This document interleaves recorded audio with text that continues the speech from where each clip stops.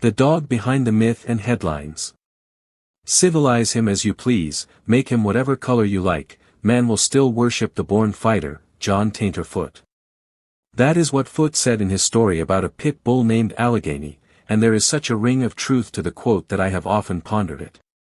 It's in our adoration of football players and even of tennis players, where the gladiatorial aspect is somewhat disguised. That's in spite of the fact that scientists have found that we humans are much more peaceful and cooperative with each other than other primates, believe it or not, and that's probably the secret of our success. Nonetheless, our thirst for a little mayhem is evident in our most popular movies, and even in Shakespeare's plays.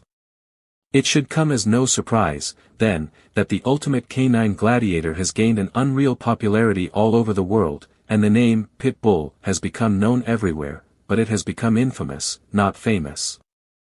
And yet, individuals of the breed are good guys, quite affable and trustworthy with humans.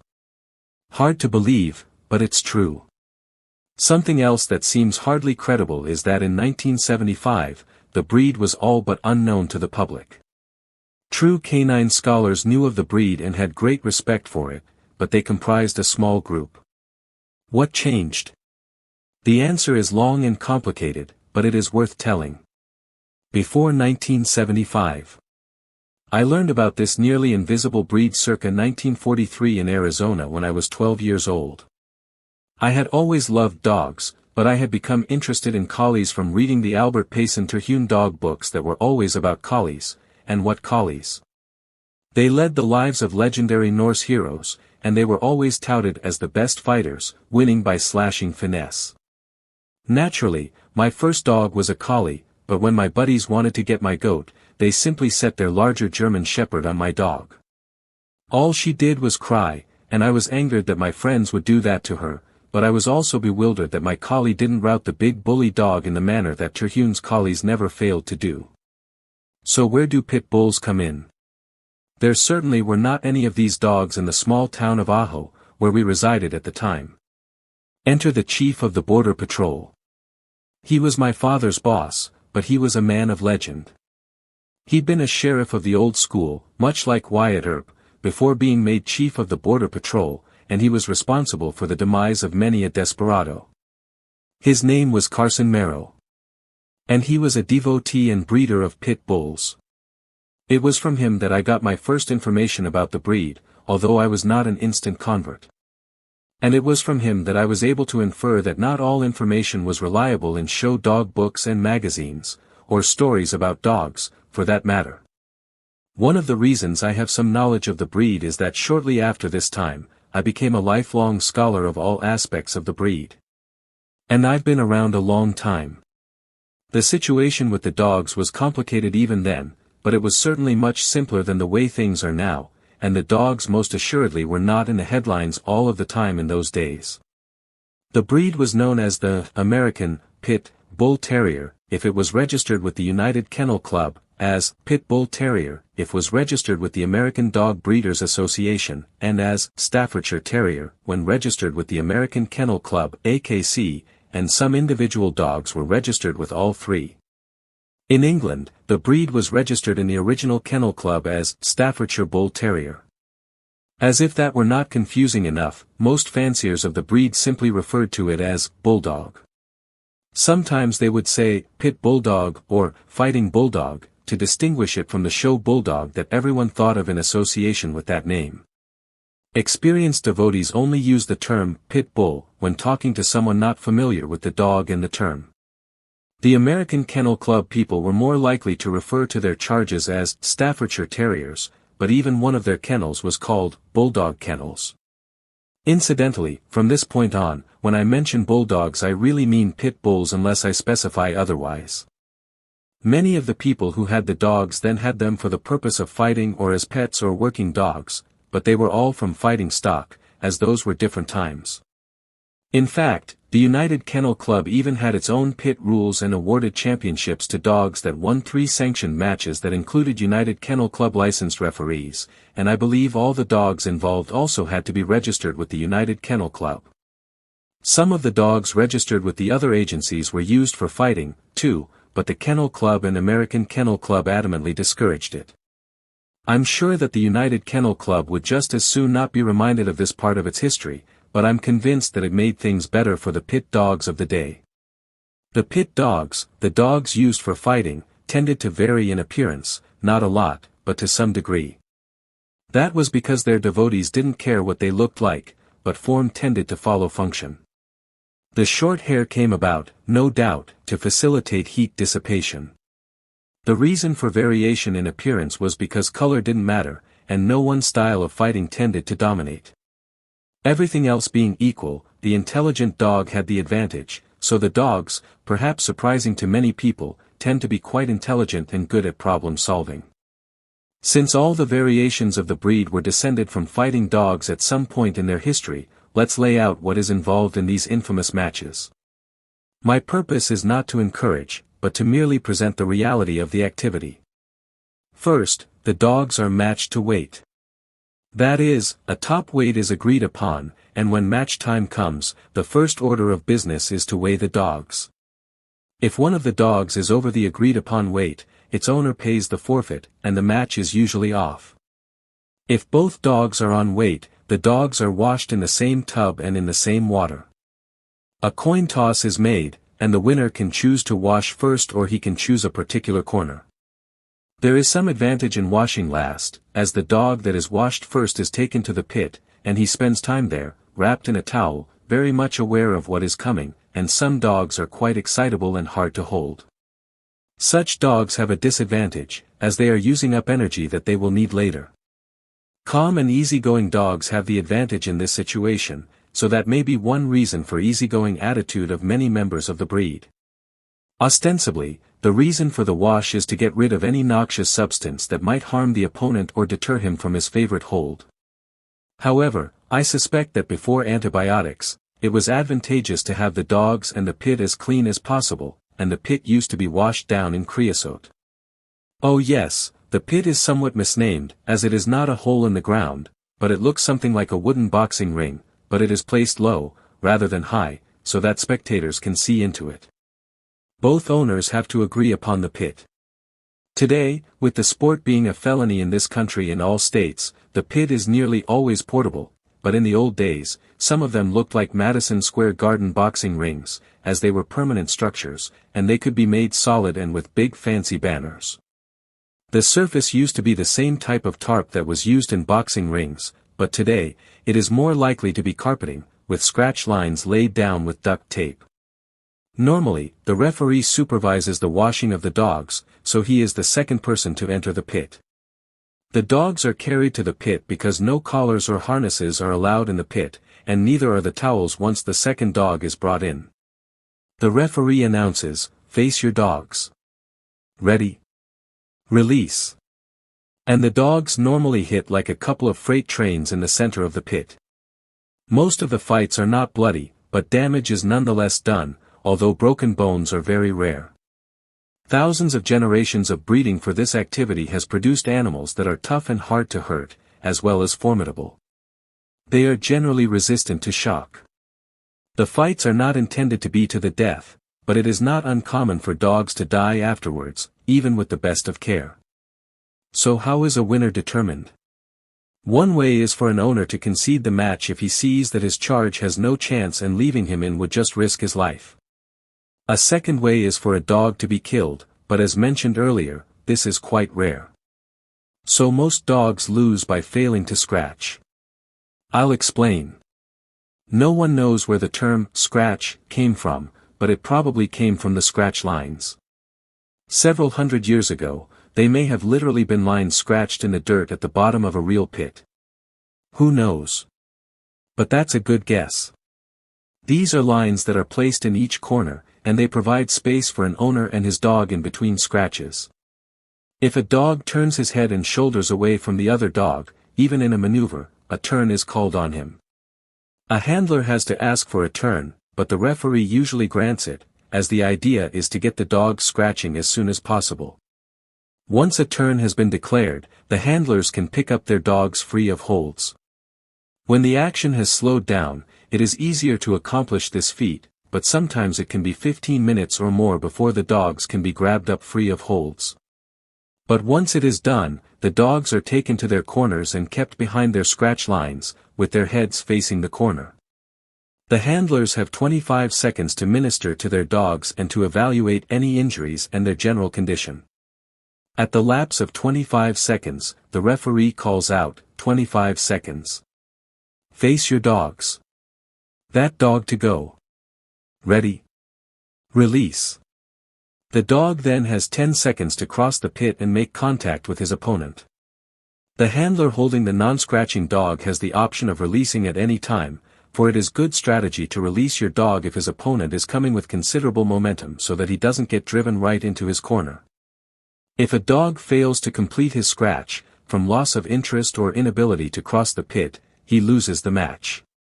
The dog that the turn was called on has to scratch first, but after that, the dogs take turns scratching, and they can be picked up any time they are free of holds, no matter how momentary. As a spectacle, it doesn't amount to much.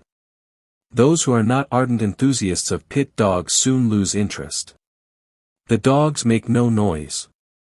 That is, they don't growl, yelp, or bark. The only sound is of their feet pushing against the carpet and the labored breathing. But to devotees it's the most interesting sport in the world. Handlers, who have put in weeks of work conditioning their animals, undergo some apprehensive moments. While there is not a lot of money on matches, all the conditioning work is at stake, and the performance of the dog is a validation or repudiation of a breeding program.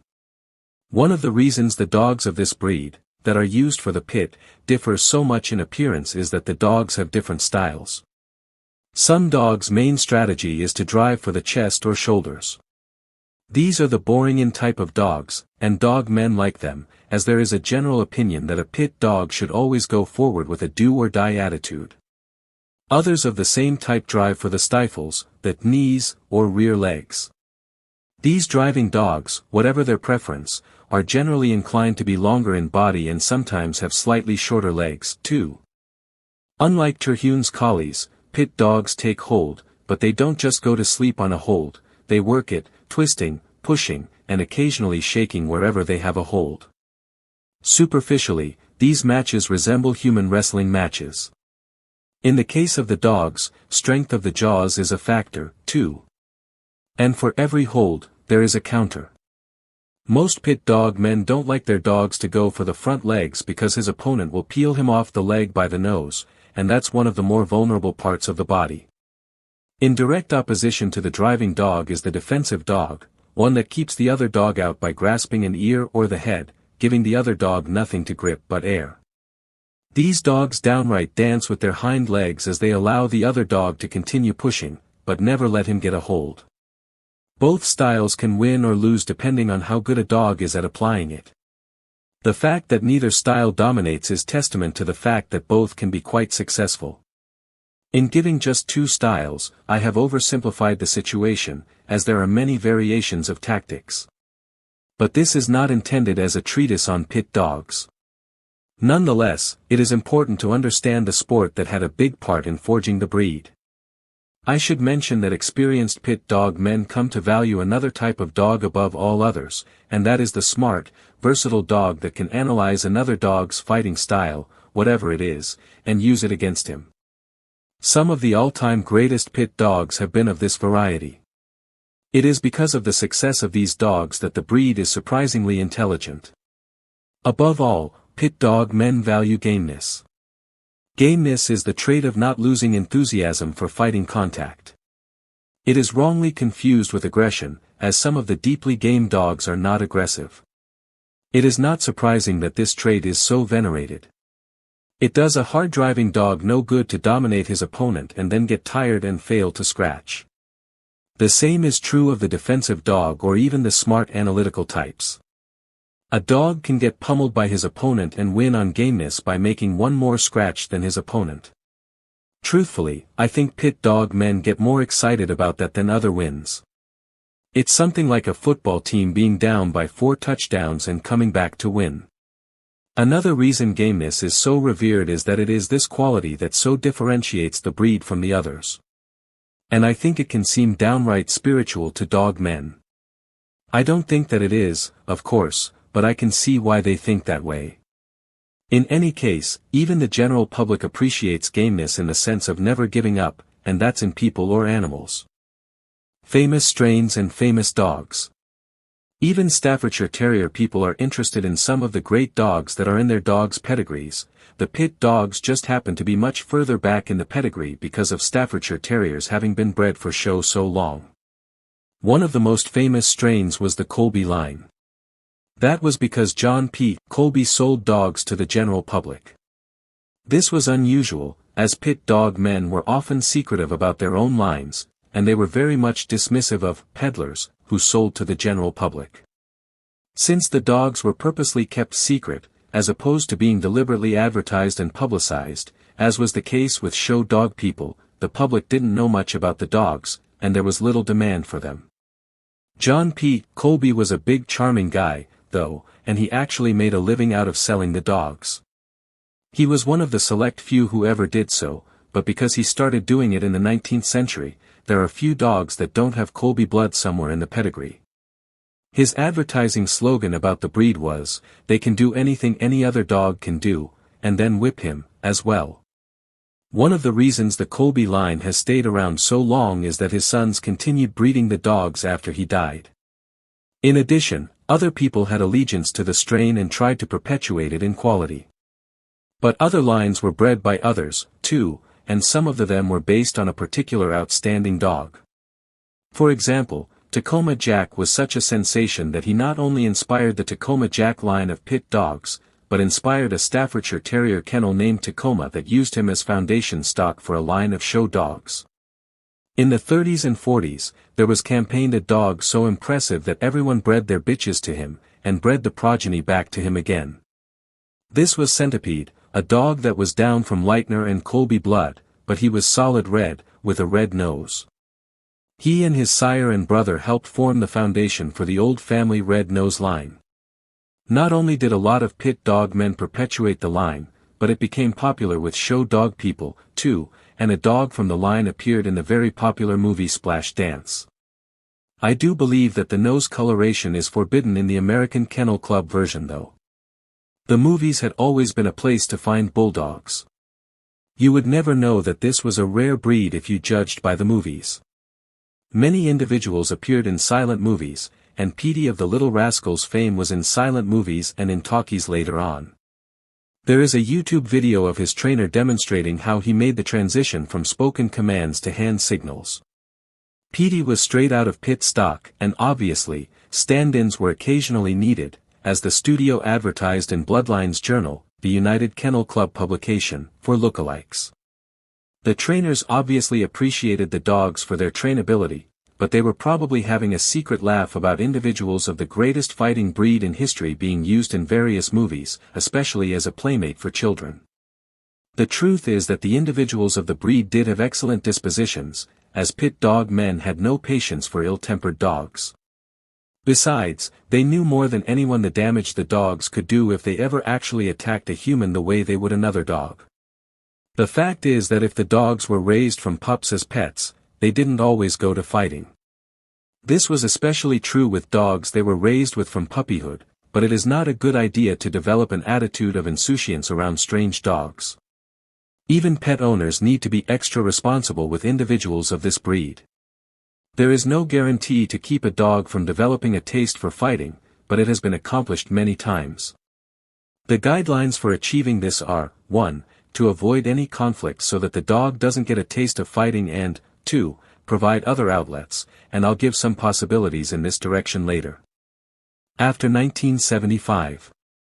In 1975, I wrote a book about the breed that was published in early 1976. One reason for writing the book was that I was frustrated that the breed was virtually unknown, and any time that it might be mentioned, it was a miasma of misinformation. I'm not sure how much my book contributed to the explosive popularity that began to develop, but I much regret any impact it had in that way. First, it is not good for any breed to become popular because a natural consequence is that some profiteers begin to breed litters without regard of the quality of the sire and dam. Second, although the American Pit Bull Terrier is a candidate for the top breed of all dog breeds, it is not a dog for everyone. It requires very responsible ownership, and the sad fact is that its appeal is all too often to the exact opposite, reckless and inconsiderate people. Perhaps I shouldn't feel guilt. It may have been that my book had little to do with explosive popularity that was bound to come. Certainly, hysterical headlines fueled enthusiasm for the breed in all the wrong people. I am hopeful that my books attracted people to the breed that were assets to the dogs, in particular, and to society, in general. But I'm sure there were some of the other types, too. In any case, a strange thing began to happen in the general news media. The breed began to be featured a lot in good stories and in bad, but mostly bad, and the dogs were always identified as pit bulls. My fellow breed lovers were dismayed, of course, and I remember two, in particular. One was a police officer, and the other was an attorney. These two formed an alliance. They were both in the Los Angeles area, and the idea was that they would track down all of the so-called pit bull attacks and verify what had really happened. They both kept records, but Al Stone, the attorney, kept a scrapbook of all the clippings. He tracked down and investigated each incident. Often there was no attack at all.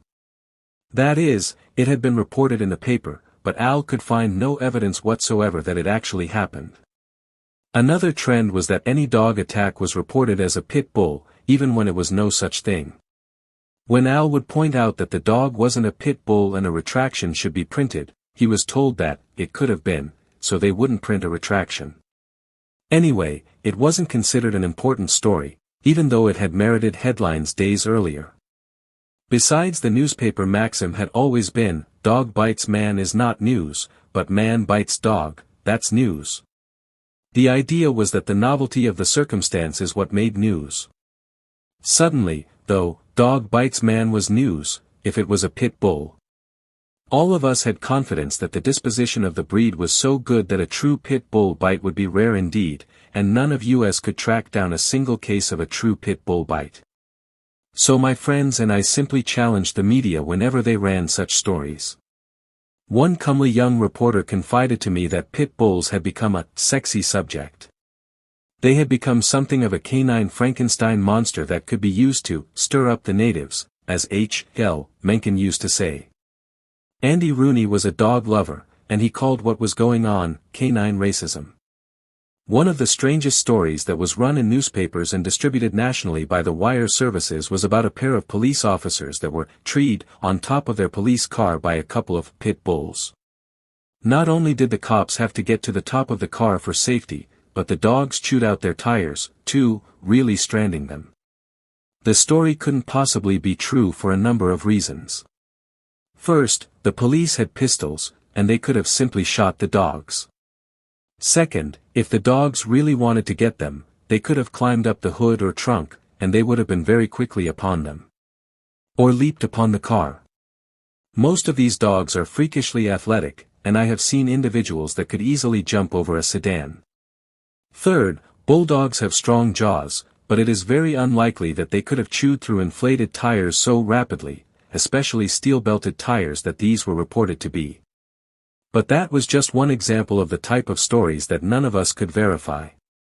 One day, though, I read a report in the newspapers that had a ring of authenticity to it, and my heart sank. It told about a man who was mowing his lawn with a power mower, but the dog kept attacking the mower. This is something I had experienced and known about for many years. Not all bulldogs do it, but many do. I suspect it is from their long hunting history, dating back at least 400 years according to the artwork. The animals they hunted were large and noisy, such as wild boar, hogs and bears, not to mention large cats. Anyway, loud noise and rapid movement can bring out the prey drive. I even recall a man who foolishly let his bulldog run loose many decades ago in Chicago, and the dog attacked a steam engine head-on. It is amazing what a bulldog can pull off and the animals he can defeat, but needless to say, this one lost that contest to the steam engine. So I knew the part about the lawnmower rang true. According to the news story, the man, frustrated in his attempt to mow the lawn, placed this excited bulldog in an excited state in the house with his infant son, barely 2 months old. I have many times warned that dogs don't recognize infants as human, so it can be dangerous to have them around them. This includes such easygoing dogs as Labrador retrievers and border collies. In fact, 3 Pekingese mobbed and killed an infant, according to a newspaper report many decades ago. It is safe to raise a bulldog puppy with an infant, but the situation described in the paper was a recipe for a real tragedy. And this time, I knew it was true. It was the first pit bull attack that I never questioned. Then there was the pit bull attack seen around the world. The dog, in total fact, was an American Staffordshire Terrier, but I'm willing to accept them as bulldogs, too, although they have been bred along show lines for many decades now. It certainly looked like a media setup. The animal control officer was already there, as was the camera crew. Apparently, the owner of the dog, a very truculent, unlovely fat woman, had been in violation many times before. The woman warned the pretty young animal control officer that the dog was coming out, and she should beware. She loosed the dog upon this young woman, and the dog grabbed her right in the chest. It was a horrific sight, and my heart beat fast, just from watching the footage. I hated to see the woman suffer, and she was screaming with pain. It wasn't as bad as it could have been, as the dog was easily chased away from its victim by merely hitting it with a stick the sound man wielded. But the whole scene was sordid and horrifying. And it was shown over and over, much like the footage from the attacks of 9/11 was for weeks thereafter. To make matters even worse, it was shown around the world. Friends in Malaysia who had gotten pups for me wrote me that friends and neighbors called them to make sure that their dogs had not attacked them. They themselves knew that they were in absolutely no danger from their dogs, for although they were powerhouses, they were temperamentally incapable of hurting any human. But the hysteria had begun.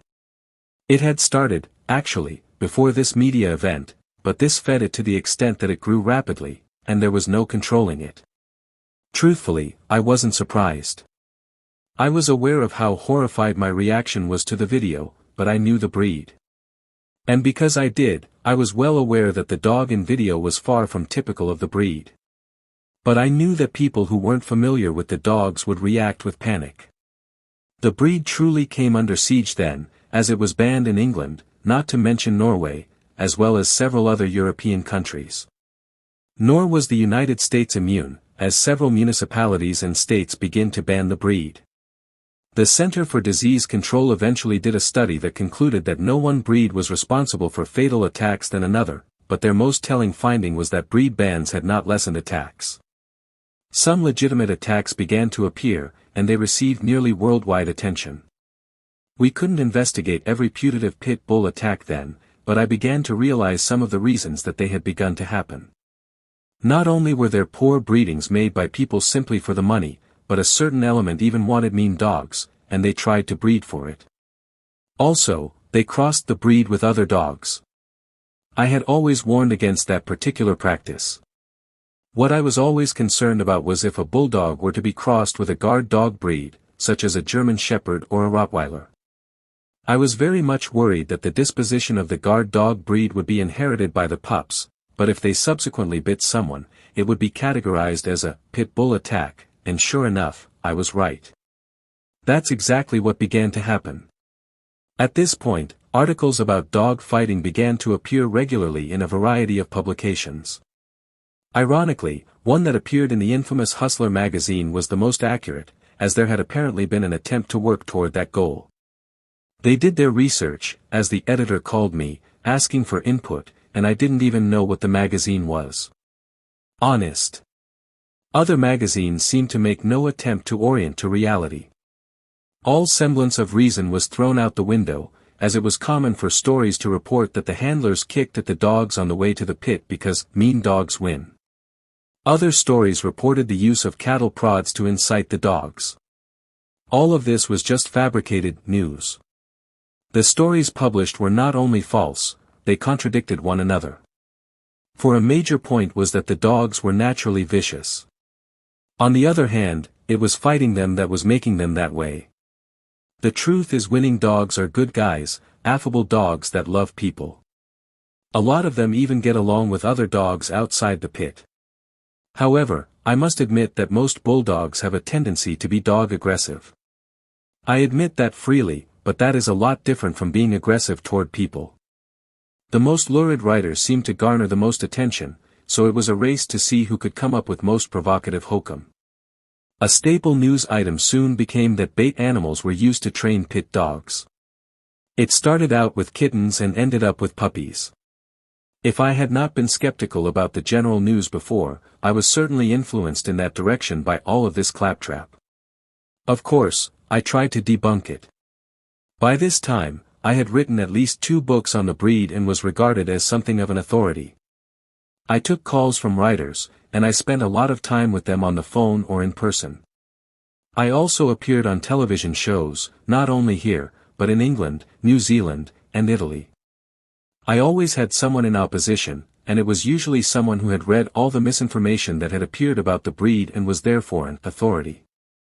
I remember one young attorney who opposed me on a local show several decades ago that quoted a man in England who had stated that pit bulls had a bite stronger than an alligator and a worse disposition.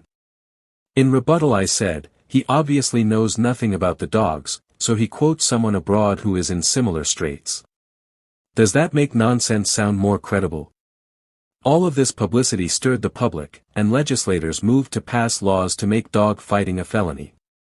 I appeared in opposition in several states. The first law to pass was in my home state of California. After that, the argument was that since California had made the sport a felony, the dog fighters were flooding into their state to practice their trade. It was depressingly effective. Everything was thrown into the hopper that made dog fighting sound like the worst sin imaginable, as though that were needed. Dog fighting was touted as a front for prostitution. Oh yeah, it was also a cover for drug running. It was very lucrative, and that made it a big draw. The last charge was particularly laughable, as the sport, as bad as it may be, is simply an expensive hobby that is very demanding of time and effort. I was always amazed that the activity wasn't attacked on its own merits, as there is certainly room for criticism.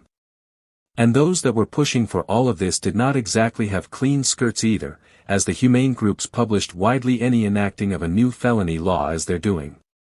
And I'm sure the money poured in.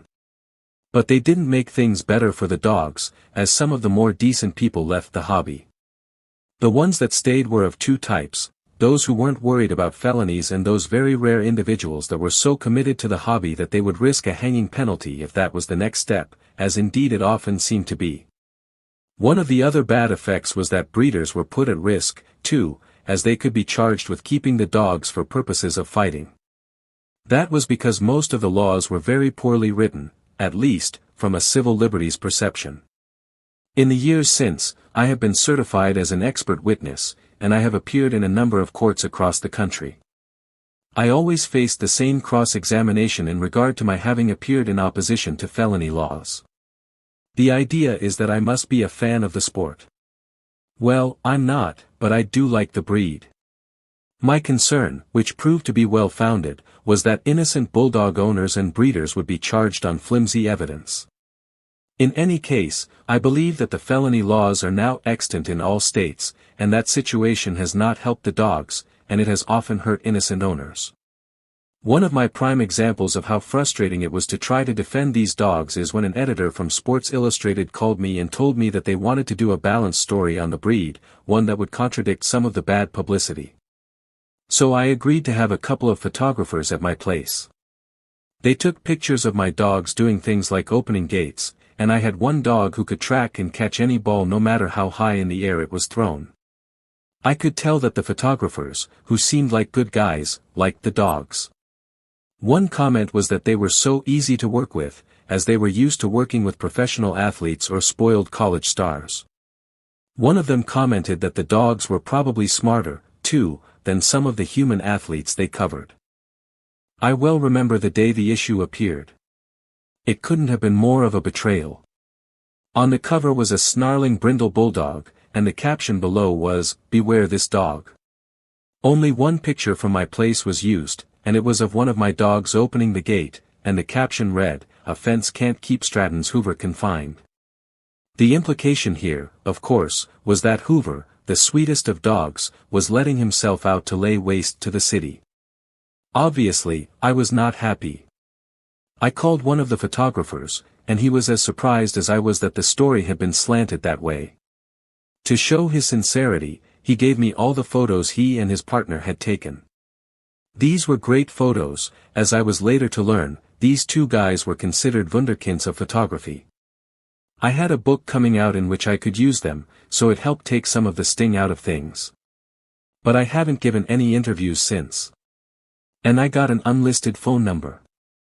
Not everything that happened was bad. Dog Fancy, a respected magazine that mostly covers dogs as pets, solicited an article from me to give readers an insight into what the breed was really like. It was a refreshing treat to be paid to write things that I had been desperate to share with the public. My local paper also paid for an occasional column about the breed. Truths about the breed.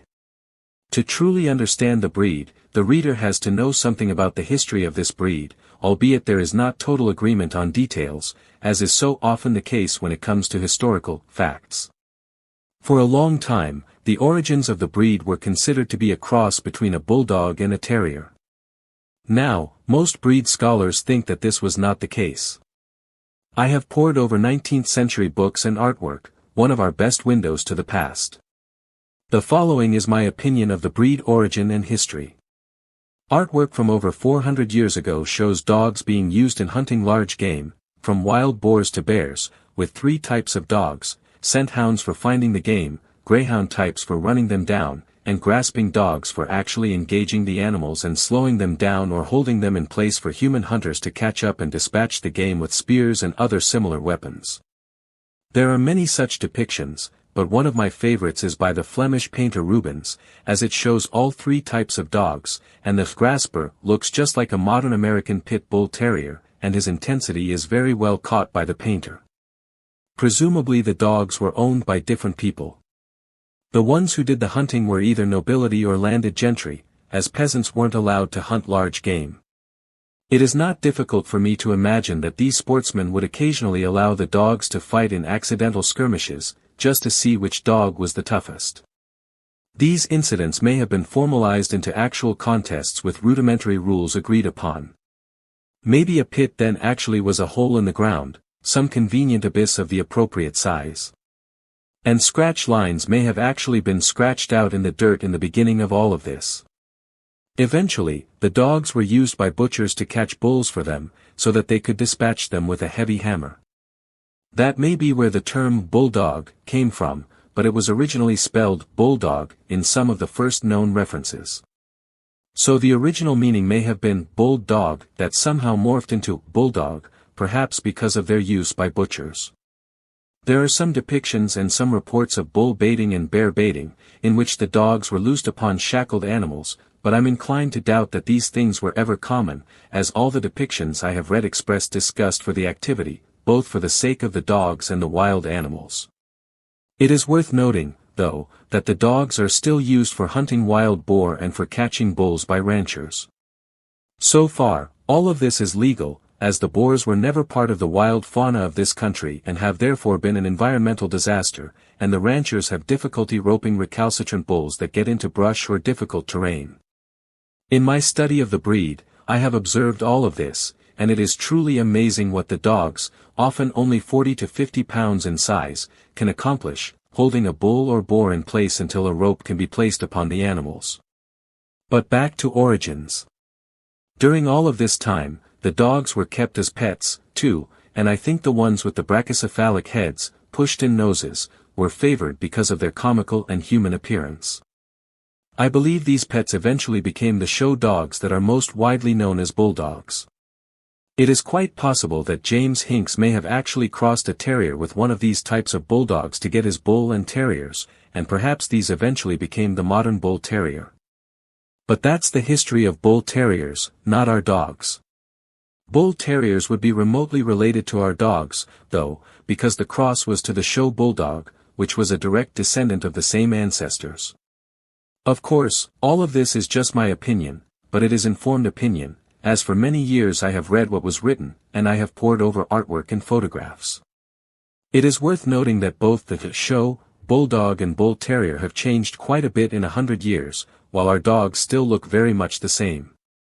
In 1898, Chauncey Bennett organized the United Kennel Club and recognized the breed formally for registration. There was a division among fanciers as to name preference. Some wanted Pit Bull Terrier, while others preferred American Bull Terrier. Bennett's solution was to christen the breed American Pit Bull Terrier, indicating that either name could be used.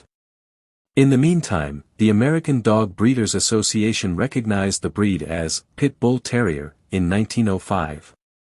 Although the American Kennel Club had not officially recognized the breed or established a show standard, they did accept members of the breed for registration as Pit Bull Terriers. In 1935, the Kennel Club in Britain recognized the breed as the Staffordshire Bull Terrier, and in 1936, the American Kennel Club accepted it as the Staffordshire Terrier. Devotees of the breed wanted American Bull Terrier, but the Bull Terrier people were influential, and they blocked use of the Bull Terrier name. Interestingly, about 1969 when Staffordshire Bull Terriers were imported from England, some breeders, most notably the influential Howard M. Hadley of Glendora, California, felt that the selective breeding practices had been so different that the breed should not be crossed with the Staffordshire Terrier or be recognized as such. At that time, the American Kennel Club offered the American Pit Bull Terrier name to American fanciers, and they voted it down. That was the name they originally wanted, but a new generation was now in charge. Instead, they changed the name to American Staffordshire Terrier, and the Staffordshire Bull Terrier was recognized by its British name. Keep in mind here that both of these breeds were down from the same stock as the American Pit Bull Terrier, and they could be presumed to be different strains of the same breed. I'm afraid that I may have been at least partially responsible for the present stance of considering all of these dogs as separate breeds. There were some valid reasons for making that case. The Staffords and American Staffordshire Terriers had been bred almost exclusively for show. Most certainly, they were not used for fighting except by neophytes that were getting into the pit dog game with little guidance. But are they really separate breeds? Generally speaking, the Stafford is smaller and stockier than either the American Staffordshire Terrier or the American Pit Bull Terrier. Both the American Staffordshire Terrier and the Stafford is less inclined to be aggressive toward dogs and other animals than the American Pit Bull Terrier. The American Staffordshire Terriers have been utilized to some degree in guard work, so it is not surprising that we get more people-aggressive dogs in that variation than the American Pit Bull Terrier. So there are differences, but are they separate breeds? Since I'm the one who led the way into that kind of thinking, it may be only proper for me to be the one to question it. In the field of biology, some biologists are famous or infamous for redescribing what was once considered one species into two or many more based on previously unconsidered differences. They are derisively termed splitters as opposed to lumpers, but the splitters were often the ones who had studied the situation most carefully. But perhaps I was overzealous in that respect in regard to the breeds, even though I was just giving an opinion. But there are complicating factors. For one thing, Staffords were used for hunting badgers in northern England only recently, so selection in regard to that activity would favor a prey drive in that breed. Also, one of the times I was in England, I met a man from Ireland who had a dog that just looked like a small version of the American Pit Bull Terrier, but the dog was from all Irish ancestry. And he was from fighting stock, but he was registered as a Stafford. I would not be surprised if some English Stafford breeders bred some of their bitches to that dog, even though it would be a setback to show conformity that emphasized stockiness. The upside would be that it would improve gameness and athletic ability. In regard to American Staffordshire Terriers, they have only been separated from our breed for less than 80 years, although that truly can make a big difference, as that is a lot of dog generations, but the American Kennel Club several times opened its stud books to dogs from the United Kennel Club and American Dog Breeders Association, so that certainly makes a difference. Also, it is worth noting that breeders of game dogs that sold dogs to the general public, such as Colby and Corvino, also registered their dogs in the American Kennel Club, so here were pit dog progeny that were also registered as Staffordshire Terriers. One of the most famous pit dogs, Going Light Barney, was dual registered. I don't think I was entirely wrong, as there are certainly different expectations with American Pit Bull Terriers, but I wanted to point out that all bulldog owners, whether they be American Staffordshire Terriers, Staffords, or American Pit Bull Terriers, have a common interest in defending all of these dogs against any laws that attempt to outlaw the breed. One of the tragedies of the breed is that it should have responsible ownership, but the appeal is all too often to thuggish individuals with little sense of duty to their dogs or of responsibilities to the public. It has always been thus, but it was balanced out in earlier days by those individuals who really knew the breed and cared about it. With the explosive popularity that began to happen in the late 70s, the influence of the knowledgeable and responsible dog men began to be diluted because of increase in numbers of the other type. Certainly, pit dog men can be irresponsible, too, but most of them are going to keep a low profile, and they weren't the ones causing the problems. No, it was mostly those who kept the dogs as pets, but they loved to terrorize the neighborhood with them, unleashing them upon any hapless canines that happened to be loose. Not all the new owners were bad guys, but a lot were nevertheless bad for the breed. The old game-bred dogs tended to be on the small size. Truth to tell, there was much variation in size, as there were some pretty good-sized pit dogs, but since they came from generally small ancestry, they produced dogs that reverted back to a smaller average. The reason for the smaller size was that pit dog men were not impressed by size, as the dogs were matched to weight. Besides, they had a tendency to like the small dogs. They were easier to handle when training them for a match, and they ate less. They were just as proud of a 31 champion as they were of one at a higher weight. But those new to the breed, including me in my youth, preferred the larger dogs. One of the problems with popularity was that more and more large dogs began to show up because the neophytes were breeding for size. The trouble with making a concerted effort to breed larger dogs is that it is easy to let other beneficial characteristics slide. As an example, you could be certain that no bulldog would ever have such things as hip dysplasia, but with all of this breeding for size and other things, such things as that began to show up, along with other problems, such as skin ailments. This was a real tragedy to me, as one of the things that I always appreciated about the breed was that its individuals were pretty much bulletproof, and they didn't cost you much in the way of vet bills. In addition to liking large dogs, many newcomers preferred the dogs with exaggerated characteristics. They had a special penchant for a dog with a big head and a wide body. Some of these characteristics have become so pronounced that I wouldn't even have recognized them as the same breed just a couple of decades ago. Some of them seem on their way to becoming yet another show bulldog. The pushed-in nose is not quite there yet, but the entire animal looks as though it is headed that way. Even connoisseurs of these dogs call them something different to set off their special traits, such as bully pit or American bully. Another problem with newcomers was that they thought that the dog should be a watchdog.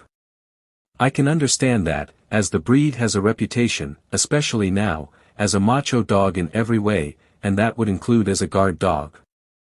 I have heard about drug dealers keeping these dogs as guards, but I think most of them just like a tough dog with a reputation that is as bad as their own because the dogs very rarely make good guard dogs, as they are not barkers, and they are friendly to people.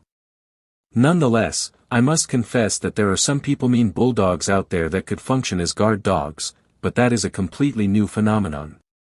About 40 years of fad breeding has produced a lot of undesirable dogs. That is always predictable with any breed, but it is worse with this one. Some of the greatest of the old pit dogs, such as White Rock and Searcy Jeff, were mildly shy with people. Pit dog men were more tolerant of this trait than a show dog person would be. The same is true of other performance dogs, such as border collies, trail hounds, and sled dogs. They might prefer a completely outgoing personality with people, but it was not as essential to them as it was with show dogs, where dogs that showed any shyness were never placed. It may have been rare with pit dogs, but there was enough of it that game-bred dogs are surprisingly soft to correction, and I'll talk about that later in regard to training. I don't mind that, as the dogs are eager to please, and they don't like being in trouble. It is a different story though with the grueling shy dogs, dogs that are not only reticent with people, but suspicious of them. Some of these dogs are fear biters, and we most certainly don't want any bulldogs that bite people. In addition, a lot of these dogs are barky dogs. That is anathema to me, as I had become accustomed to the almost ghostly quiet of the old-time bulldogs. Another influencing element, surprisingly enough, is the rescue dog component. I have always appreciated people who participated in this, as I understood their good intentions, and I have even been of aid to them at times because of my high regard for them. I understand the philosophy: better to save a dog's life by picking a dog that would eventually be euthanized than to pay good money for a dog from a breeder. The problem is that a lot of the pound dogs are there for a reason: they caused someone problems. I am well aware, of course, that some dogs are left off because of other reasons that made things become untenable for the former owners. But nonetheless, there is a sizable contingent of problem dogs. I must confess that I am not eager to have problem dogs out there that will simply add to the infamy of the breed or will cause some sort of tragedy for a family. It is not only possible problems with disposition, though, as a lot of these dogs have health and structural problems. Coming from a long line of irresponsible breeders, the dogs will often present health problems, ranging from cancer to hip dysplasia to other structural problems, such as bad knees and torn or vulnerable cruciate ligaments. It is important to keep in mind that the price you pay for a dog is a small percentage of what you will pay over its lifetime, and that is especially true if you get an unsound animal. Besides a decline in the quality of the breed, many owners have become more irresponsible than ever, and a lot of this is from young people. For one thing, hardly anyone educates themselves about the breed or about dogs in general. And I can't blame them too much for that, as pet stores are filled with magazines and books that are filled with misinformation, as well as just fluff, a lot of questionable information that is not very important. Everyone should know the nature of the bulldog, the good and the bad, which may seem worse to some people than others. I got a chance to experience the pain of this irresponsibility firsthand. My beloved granddaughter, Veronica, was living in a coastal area in Southern California in which there were a lot of young people, and most of them had dogs. But she had a kitten that she loved as though it were her own child. She tried to keep it in the house, in keeping with my philosophy that cats should be kept inside for their own safety, as well as for the safety of birds and lizards, but one of her roommates accidentally let it out, and it was immediately killed by a bulldog running loose. She knew the owner, and she said he was a good guy, but I was incensed. Pain that she felt hurt me, too, and perhaps it was good that I got to experience some of what an irresponsible bulldog owner can inflict on the owners of animals that are killed. Veronica has always liked bulldogs, much like her grandfather, as after all, she was raised around them her entire life, and she knew them well. I wouldn't have blamed her if that painful incident had not turned her against the breed, but it didn't, and I'm happy about that because she, of all people, would be a responsible owner. I would like to have responsible and educated owners, as well as good dogs out there, as the breed is always in danger of being outlawed by some crazy municipality or country, and besides, I don't want the dogs inflicting the type of pain that my granddaughter experienced. I don't want hatred for the breed either, but that can only be assuaged with good dogs, well-trained dogs, and responsible and educated owners. That is one reason for this book. Virtues of the breed. A real bulldog, a true representative of the breed, is going to be bulletproof in regard to health problems. But we should not sugarcoat the main thing that makes the breed what it is. It is the ultimate canine gladiator. That doesn't mean that's what the dog should be used for, but the owner should always be aware that there is a danger there and a responsibility. The breed may be barely medium-sized as dog breeds go, but no breed has been able to best it consistently, even large Japanese fighting dogs, the Tosas, that were themselves bred for fighting. It's true, and before the American Pit Bull Terrier breed was well known, any itinerant grifter who knew about the breed could tour small towns and make a decent living with his little innocuous-looking bulldog. The con consisted of ascertaining the town tough dog and getting the town folk to bet on him against his little dog. These things usually transpired in a saloon. How can the breed prevail against all comers, and in the past, these included many wild animals, too, such as wolverines, even when he is often much smaller than his opponent? Part of the answer is in the absolutely unreal athleticism with which this breed has been endowed from countless generations of participating in the most demanding of contests. But another part is in the gameness of the breed. I've defined that before as the trait of never losing enthusiasm for fighting contact. That means that a losing dog, or one that seems to be losing, will wag his tail enthusiastically from the bottom. It's just a matter of time until the tide changes, and he has lots of patience. Who knows, he may not be thinking that at all, but whatever the reason, the losing dog seems to enjoy things just as much as the one who is having his way. He's just happy to be there. A third advantage is that individuals of this breed are able to override pain under fighting conditions. The kind of pain that would make dogs of all other breeds holler and run simply seems to fuel the concentration of one of these dogs. The dogs are also hard to hurt in the sense that they are hard to damage. Having descended from countless generations of winning dogs seems to have endowed the breed with a special grade of protoplasm. Well, I'm sure that's too simplistic an explanation, but it can sure seem that way sometimes, as one of these dogs is truly tough to kill or even to hurt. They really do seem to be made of special stuff. A legitimate question would be why anyone would want such a dog. 50 or 60 years ago, dogs ran loose in most municipalities, and dog bites were not uncommon. In those days, a bulldog was ideal to walk on a leash, as he was the perfect anti-missile missile. And that didn't mean that your walk was interrupted by dog fights, as even the biggest aggressive dogs seemed reluctant to come within striking range of even a small dog that was staring holes through him, as though silently measuring him for a coffin.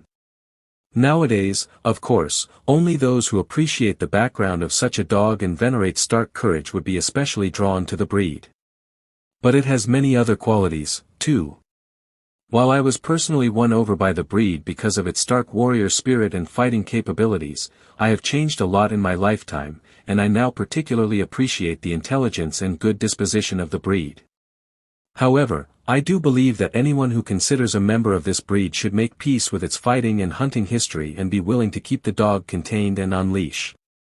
Even with the multitudes of fighting ancestors whispering to each member of the breed, not all of them are going to incorrigible fighters. There have even been veterans of the pit that became great pets and were friends to every dog. I heard stories told by old-timers about pit dogs that could run loose in the street in between fight dates, but that's not the way it usually is. To be so good at something, there usually had to be a passion there of the activity for the individual warriors. It is not surprising that it would be that way, but what is surprising is how many of these dogs can have their passions channeled in other directions. Still, the fact must be faced that some of these dogs are going to develop a strong urge to fight, even without experiencing fighting contact. That is the chance you take when you get a pup of this breed. It's in their genome, and it expresses itself in different ways in different individuals. Usually, they will become friends with non-aggressive dogs with which they are raised, and sometimes they will become friends with other bulldogs. But I don't think it's safe to leave them unsupervised.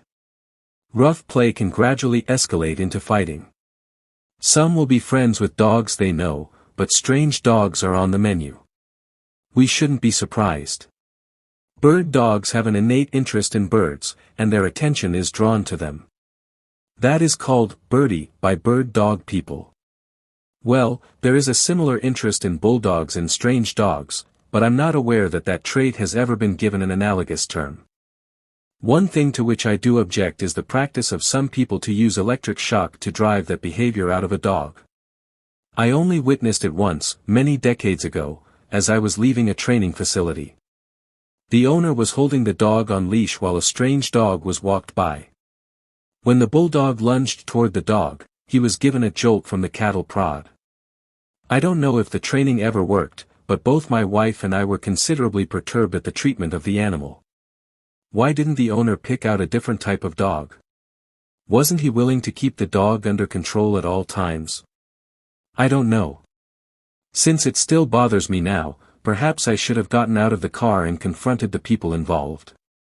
But I was completely unknown then, and my opinion would have made little difference.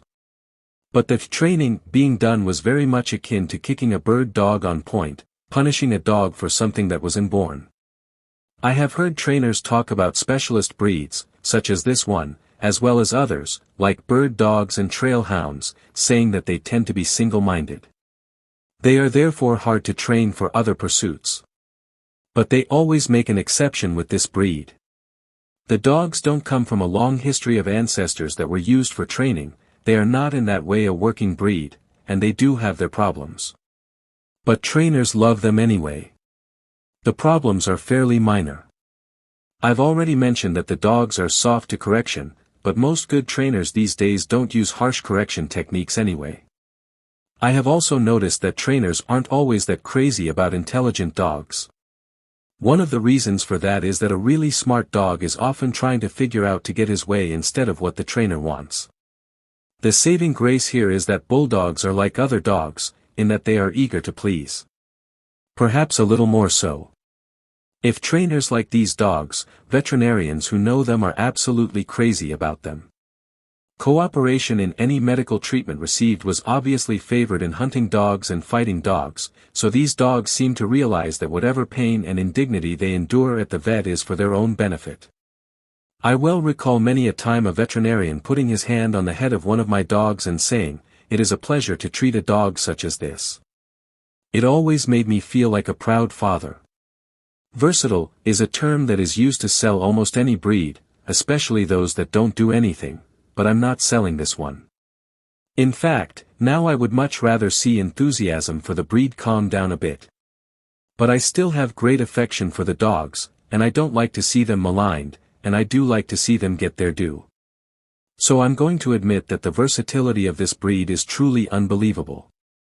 Let me pick a few examples at random. My friend Larry Katz, who owned Centurion boarding and training kennels, had a bulldog who would climb trees on command.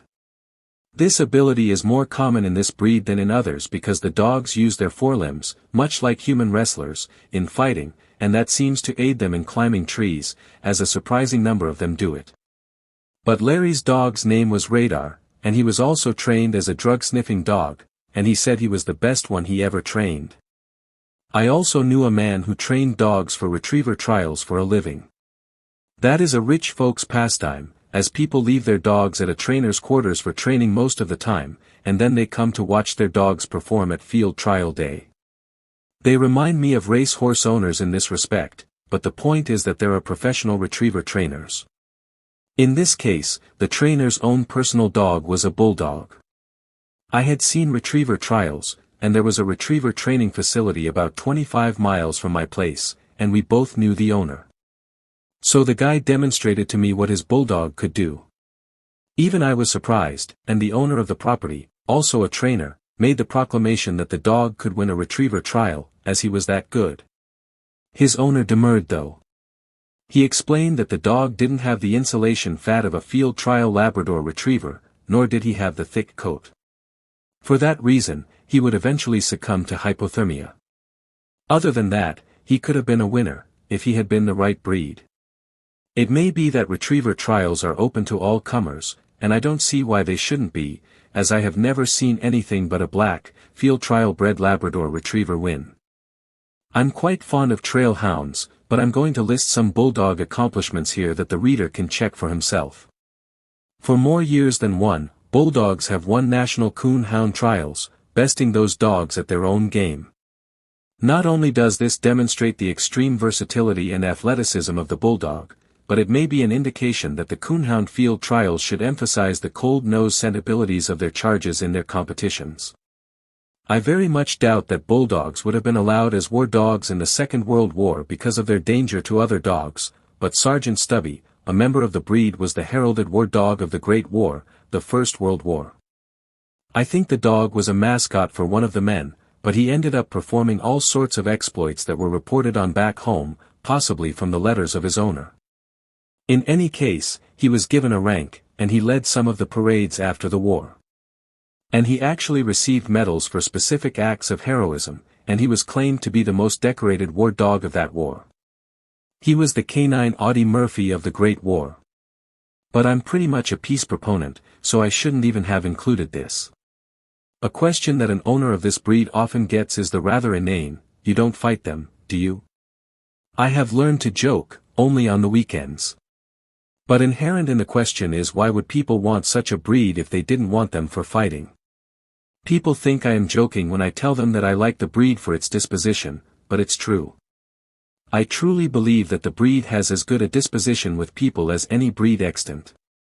And that's true also even with other dogs that they are friendly with. But, of course, there are tons of other reasons.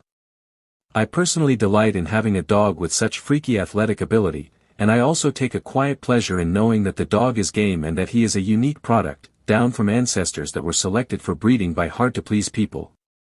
That's the main reason for the good disposition. The only thing the breeders through the ages were not finicky about was appearance. Disposition and accomplishment was all that mattered. Hence, the lack of uniformity, but a good-looking bulldog is hard to beat in appearance. I recall my father looking at one of Carson Morrow's dogs and commenting that he looked like a mountain lion. At that time, my idea of a good-looking dog was still a collie, but I could see the resemblance. As I came to love this breed, however, it was never for its appearance, but I confess now that there is no dog that looks better to me than a good-looking bulldog. Not all of the individuals excel in appearance, but it depends on what you like. A lot of people don't like the brindle hues, but it has been a bulldog coloration, actually a pattern, rather than a color, for so long that it is one that I particularly like. I still love all dogs, but it would be hard for me to be satisfied with one from another breed, as I've truly been spoiled. As a young man, after I had kept several and had become a student of the breed, I took my parents' dog, Trixie, for a walk with me one night, just to give her an outing during a time that they were away and I was house-sitting. She was just a mutt, a lovable one, but I discovered a long walk was not part of her job description. I ended up carrying her all the way back. I was amused though mildly disgusted. I could have taken a 15-year-old bulldog on that walk with no problem. The truth is that a bulldog is just not going to poop out on you in any activity. In general, they are bears for work, and they are enthusiastic for just about any activity. I recall introducing one to giant waves in the ocean. And she couldn't get enough of it. The waves would toss her back, and she would run right back in, quite typical of the bulldog attitude. It is suggested even to retriever owners that they introduce the dogs gradually to water, and especially ocean water, as dogs can get sick from swallowing that. But Belle may have swallowed half the ocean, but it didn't dampen her enthusiasm for it. In the waves, Belle had an opponent that just kept coming and never gave up. What more could a bulldog want? She loved to retrieve, and we kept finding large sticks to throw in the water for her, on subsequent days, with a calmer ocean. We couldn't find anything too big for her to retrieve. I think she would have brought back a telephone pole if only we could have found a way to throw it out there. I've never had a bulldog that didn't like the ocean or swimming. It seems to be part of their genome, and I'm not sure why. Perhaps it just came with the package that favored enthusiasm for any activity. Whatever she had is part of the charm of the breed.